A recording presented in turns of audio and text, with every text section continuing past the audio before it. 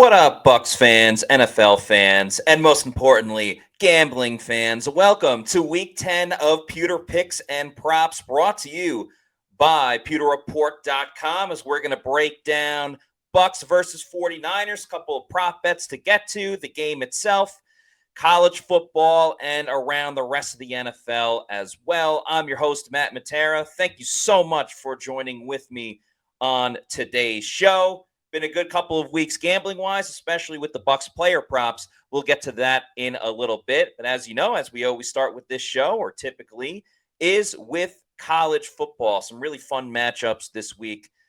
We will start it over with a new SEC matchup. The over of 47.5 in Florida versus Texas. I like this because the Longhorns, they got beat up a couple weeks ago against Georgia. This isn't exactly a get-right game, but it's the type of game where Texas is just going to go all over the field on Florida. Let's remember, Florida played well against Georgia, but Carson Beck, the Georgia quarterback, threw a couple of stupid interceptions. I don't see that happening with Quinn Ewers. Texas can move the ball at will against defenses that don't have the best pass rush. That's the case with Florida. And the Gators, credit to them, were able to move the ball a little bit against Georgia in their last game. This is going to be pretty dominated by Texas, with the game being a home game for Texas. And Florida can kind of just pitch in with some points here and there. But a dominating performance by Texas. Don't know if they'll cover 21.5, but that's why I like the over of 47.5. So it's over for that one. Under, however, is what I'm taking in Indiana versus Michigan, under of 49. For me, this is all about Indiana's going to put up points, but I don't think Michigan is going to be able to keep pace with them. Indiana can score at will. It may not happen right away, but then the avalanche will come through. And I do respect Michigan's defense. It's not the group that won the national championship last year, but their defense isn't just going to lay over and die and allow Indiana to score quickly. They're going to have to earn it. So because of that, and because Michigan really doesn't have an offense at all, Indiana may still score 28 to 30 points. I don't believe Michigan is going to do enough, though, to get that to hit that over. So I'm taking under 49 for Indiana and Michigan. Last college football game, SEC matchup, one of the best rivalries in football. LSU hosting Bama. I'm taking the Tigers +3. They say that in Death Valley, it's one of the toughest places to play in Baton Rouge, a night game as well. Bama is not the vaunted Bama that it once was the past couple seasons with Nick Saban. LSU is much better this year. I know they lost to Texas A&M a couple of weeks ago, but their season's on the line if they still want to compete for the SEC, maybe get into that college football playoff, even if they don't win the SEC championship game. So considering all of that, considering that Bama, has struggled, especially on the road a little bit, I'll take the 3 points for LSU. Home game at night, going to be such a fantastic atmosphere.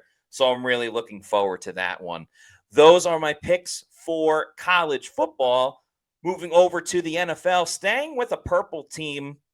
I took them on Sunday Night Football last week as a bailout, and they came through. This week, I'm taking the Vikings -6.5 at the Jaguars because it doesn't look like Trevor Lawrence is going to play. So whenever you are watching this, if you can still get the Vikings at -6.5, by all means, hit it as quickly as you possibly can, because the other Jaguars quarterbacks are CJ Beathard and Mac Jones. Either way, they are not going to do well against that Vikings defense that loves to blitz and blitz constantly with Brian Flores. Of course, head coach of the Vikings, Kevin O'Connell, has turned around the career of Sam Darnold, and the Jaguars are just a bad football team. So the Vikings to win by at least 7, I will take that all day. Vikings -6.5 is the pick. This next one team got absolutely slaughtered out there.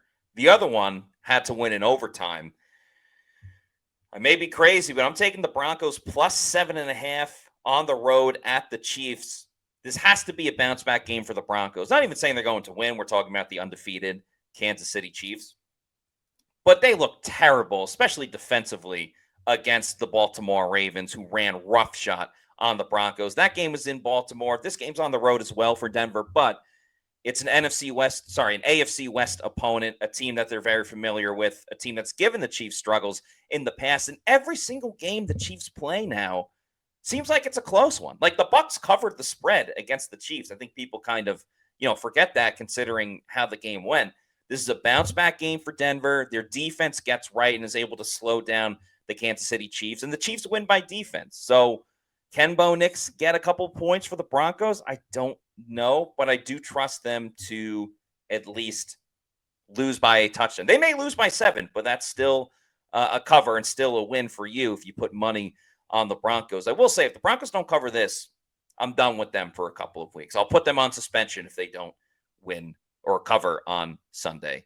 Next up, Sunday Night Football matchup, Lions at the Texans.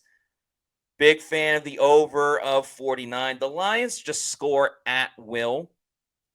And I think they're going to get a couple of extra possessions because the Texans, they played the Jets last time, Thursday Night Football. They were banged up. They don't have an offensive line. Lions just traded for Zadarius Smith. I don't know how much the Texans are going to do, but if the Lions can get some turnovers, some sacks, some extra possessions, I know the Texans have a respectable defense, but man, the Lions just score at will. This could be a game where the Lions score 40 points. I'm that serious. So because of that, I'll take the Lions over 49. They just score a ton. They're the most exciting team in football. In my opinion, they're the best team in football. Their record doesn't say it. They do have one loss on the season. The Bucs gave it to them. But they're the best team in football right now. It's really tough to doubt them. So I'll take the over 49, even though that's a little high. They almost hit the over last week in the pouring rain. So now they'll have much better weather. Of course, there's a roof at the Texan Stadium. So that's the pick. Okay, the main reason why most of you have tuned in, Bucs versus 49ers. This is a 1 o'clock game in Tampa. The Niners are coming off a bye, but going from the West Coast to the East Coast. Bucs have lost 3 in a row. They're trying to find a way to win. And you know what? I must be insane. I think the Bucs have a chance to win this game. So I'm taking Bucs plus 6.5 at home at Raymond James Stadium. We have to remember, the 49ers have been inconsistent all season long. They have not won 2 games in a row this season, and a lot of that is because of serious injuries to the defense. They're missing Dre Greenlaw. They're missing their one of their top safeties. They're missing another defensive tackle as well. 49ers are a really good team, especially on offense. The Bucs offensively are going to have to carry this team. They're either going to have to run the ball or Baker Mayfield's going to have to play a close to a perfect game, but they have it in them. Their offense has been playing too well not to win a game against these good opponents without Mike Evans and Chris Godwin. The over is an autoplay. The over is hit in 6 straight games for the Bucs. You have to keep playing it until that streak is broken. So the over is an autoplay, but Bucs plus 6.5. Believe in the Bucs offense and the Bucs defense. If anything, their pass rush got a lot better against the Chiefs, especially on the interior with Vita Vea and Kalijah Kancey. By the grace of God, if someone on the outside at edge rusher can get to the quarterback, that can make the difference for the Bucs. They're still going to allow a lot of points and a lot of yards, but a couple of drives that could end up in a touchdown, hold it to a field goal and give the Bucs offense a chance because they deserve it. They've been carrying this team. They've been the strength of this unit. Trust the Bucs offense, plus 6.5. And of course, the over is an auto play of over 50.5. Another auto play as we move to the player props.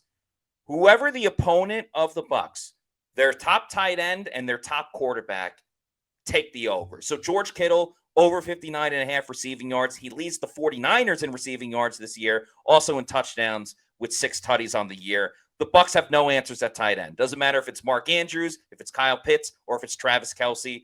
That should continue with George Kittle. They can't cover tight ends. It's KJ Britt, Levante David. Now they put in JJ Russell. Bucs have no answers. Todd Bowles is unwilling to change that. So, auto play until the Bucs figure something out. This time it's George Kittle over 59.5 receiving yards. We'll go to a Bucs player prop this time. Rachaad White torched the 49ers last year, especially in the receiving game.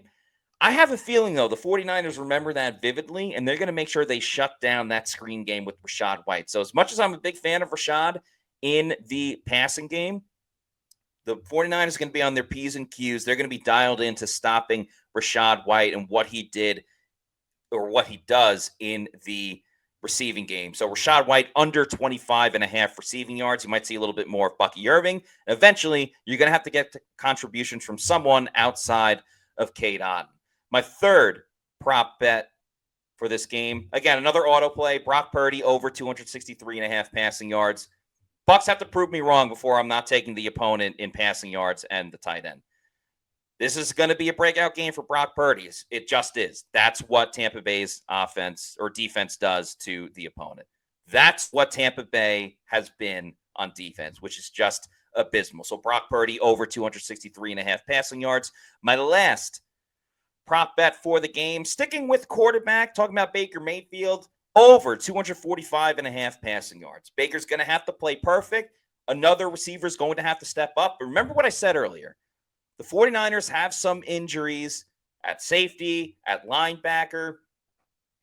Liam Cohen knows that he needs to run the ball, but what helps with running the ball is play action. If Cade Otton continues to ascend the way he does, they'll be fine. Also, Baker only had 200 passing yards last week. Again, that was in the pouring rain and stuff like that. Either the Bucs could get down a lot, Baker's going to have to throw it, and I know that was kind of the case last week, but he'll complete more. This is another week with these wide receivers that he's gaining chemistry with on a daily basis. Jalen McMillan plays, that helps out a little bit.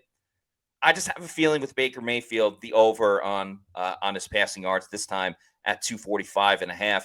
And my touchdown prop bet, I've been terrible with it, but I'm going to take a long shot here. So Baker Mayfield has a toe injury, and now everyone's going to think, oh, he's not going to run, he's not going to scramble. That makes me think even more that he's going to either QB sneak in or kind of scramble near the goal line, because Baker hates being told that he can't do something. He loves proving doubters wrong. He always plays with a chip on his shoulder, and he's gritty. So if you're thinking Baker Mayfield's not going to move around and run around, you're wrong. I think Baker scrambles near the goal line, gets a touchdown for Tampa Bay, and that's a payout of plus 500. So if you want to sprinkle a little bit on that, don't doubt Baker Mayfield and his grittiness. He could end up reaching the end zone in a game where they're going to need a little bit of everything to defeat the San Francisco 49ers and really keep their season going and have an opportunity to make the postseason. So those are all my picks for today's show. A couple college, a little NFL, and then, of course, the Bucs games as well. If you want to follow me on social media, I am at Matty4_Matera. That's where you can find me. Instagram, it's Matty_Matera. Just take out the 4. This has been a lot of fun. Prop bets have been great lately. I was 4-0 2 weeks ago, 3-1 last week, so I'm looking to continue this ride of hitting the Bucs player props, and I'm feeling pretty good about it, as Larry David once said. So thank you all for watching. I appreciate all of you. Let's go out there and win some money. Peace out.